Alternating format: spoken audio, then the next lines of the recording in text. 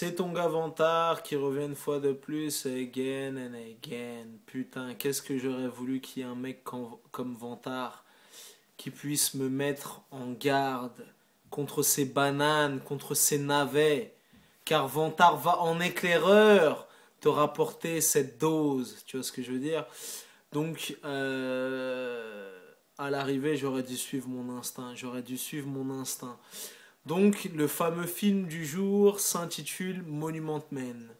À la base, quand j'avais vu la bande-annonce, ça m'avait pas emballé plus que ça. Perso, de toi, moi, j'avais pas envie d'aller le voir. Après, je me suis dit, bon, j'ai la carte passe. Il y a quand même un casting prestigieux. George Clooney, John Goodman, Bill Murray, Matt Damon, Kate Blanchett.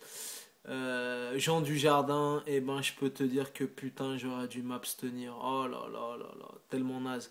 J'avais le pote d'un pote qui avait dit le film est tellement naze que c'est aussi palpitant qu'un match de foot de Ligue 2. Genre en gros il se passe rien du tout. Ben j'aurais dû écouter cette mise en garde parce que le film est tout simplement atroce. Mais oh là là, mon Dieu. Tu vois, en plus là, c'est la fête du cinéma. Donc peut-être que demain, c'est le dernier jour. Donc peut-être avec chance et in extremis, tu pourras voir cette chronique avant de te rendre dans une salle obscure pour aller voir cette banane et de faire demi-tour ou d'aller voir quelque chose d'autre parce qu'il est tellement naze, putain. Oh là là. Malgré un casting prestigieux, malgré un buzz entre guillemets sans précédent, le film est tout simplement horrible. Donc alors, par où commencer? Déjà, je suis parti le voir au Pâté Whippler. Il y a des gens qui sont partis avant la fin du film. Donc voilà, il y a pas mal de personnes qui sont parties avant la fin du film. Je te raconte même pas les gens. Moi, je suis parti à la séance de 1h45.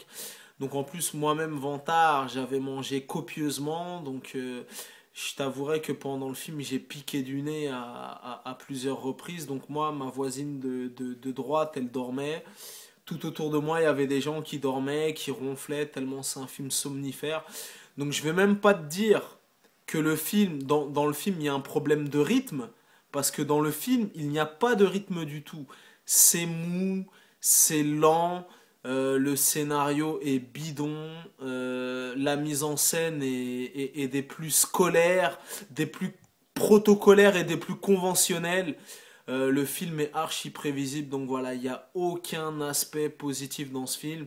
Et tu verras aussi pendant les 2 heures que dure ce film, toutes les 10 minutes, les 20 minutes, t'as une espèce de musique un petit peu cuculapraline, nul à chier, sans intérêt, vide de sens, grosse déception, grosse douche froide.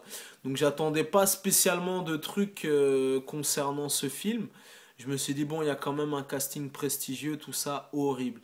Et même Kate Blanchett, qui était excellente dans le dernier Woody Allen et qui a même été, elle a gagné l'Oscar de la meilleure actrice, et ben dans ce film, putain, horrible, horrible. Même moi, je me suis dit, putain, c'était un coup de bol ou quoi? Qu'est-ce qui s'est passé? Il y avait une petite baisse de tension.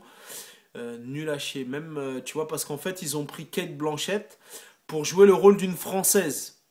Donc elle maîtrise très mal la langue, elle a essayé de mettre du flow, un petit peu de conviction, mais tant qu'à faire pour jouer le rôle d'une Française, autant prendre une Française. Donc voilà, vraiment, il est nul à chier, je vous le déconseille, voilà, je vous le recommande pas du tout, il est tout simplement nul à chier.